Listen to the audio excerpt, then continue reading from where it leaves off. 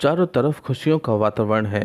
आज किशन जी और दया जी के विवाह की 25वीं सालगिरह मनाई जा रही थी। पूरा होटल दुल्हन की तरह सजा हुआ था। शहर के सभी जाने माने व्यक्ति उपस्थित थे। दया जी कीमती साड़ी और आभूषण पहनकर नववधु की तरह सजी हुई थी, जो बहुत सुंदर लग रही थी। मुख पर छाई सौम्यता उनके आकर्षण में चार चांद लगा रही थी। हर कोई आकर उन्हें बधाई दे रहा था और उनके भाग्य को सराह रहा था कि ये कितनी किस्मत की धनी हैं। और ये बात है भी सही, क्योंकि यह पल भाग्यशाली लोगों को ही मिलता है। हर कोई आकर उन्हें बधाई दे रहा था और कह रहा था कि आप कितने भाग्यशाली हैं जो आपके ऐसे बेटे और बहुएं मिले हैं। सारी व्यवस्था उनके दोनों बेटे और बहुएं ही देख रहे थे। ये सब देखकर और सुनकर दया जी अतीत की गलियारों में पहुंच गई। अब तक की सारी जिंदगी उनके मस्तिष्क में चलचित्र की भांति चलने लगी थी कि कैसे निम्न मध्य वर्गीय परिवार में जन्मी वह वो बेटी थी जिसे जन्म के समय ही मां को खो देने के कारण उन्हें भाग्यहीन माना जाता था। उन्हें हर शुभ कार्य से दूर भी रखा जाता था। संयुक्त परिवार में होने के कारण ताई और दादी ने उसे पाला।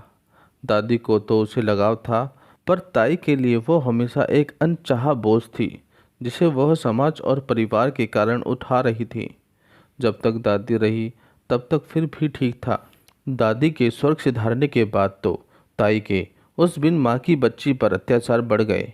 अब सारा दिन वो काम करती, बदले में ताई दो समय का रूखा सूखा खाना उसे पहुंचा देती। अपना पीछा छुड़ाने के लिए एक बहुत ही गरीब घर का लड़का जो थोड़ा लंगड़ा कर चलता था, उससे विवाह करा दिया। अपना भाग्य समझकर दया जी पति के घर आ गई। दया जी के पति किशन जी के पास 2 बीघा बंजर जमीन थी। उपजाऊ जमीन ना होने के कारण वो दूसरों के खेतों में काम करते थे। किशन जी बहुत ही मेहनती थे। दया जी बहुत ही समझदारी से अपनी गृहस्थी चलाती थीं।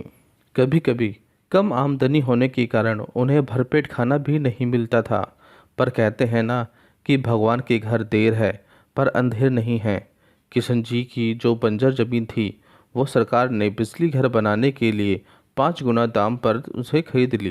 किशन जी मेहनती तो थे ही, उन्होंने अपना खुद का एक छोटा सा व्यवसाय आरंभ कर लिया।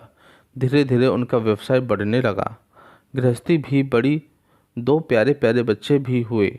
बच्चे बड़े हुए, उन्होंने अपने पिता का कारोबार में हाथ बढ़ाना शुरू कर दिया। पिता और पुत्रों ने मिलकर कारोबार को इतना बढ़ा दिया कि अब किशन जी की गिनती शहर के धनी व्यक्तियों में होने लगी थी। इस सारी सफलता और संपन्नता का श्रेय किशन जी अपनी पत्नी को देते थे।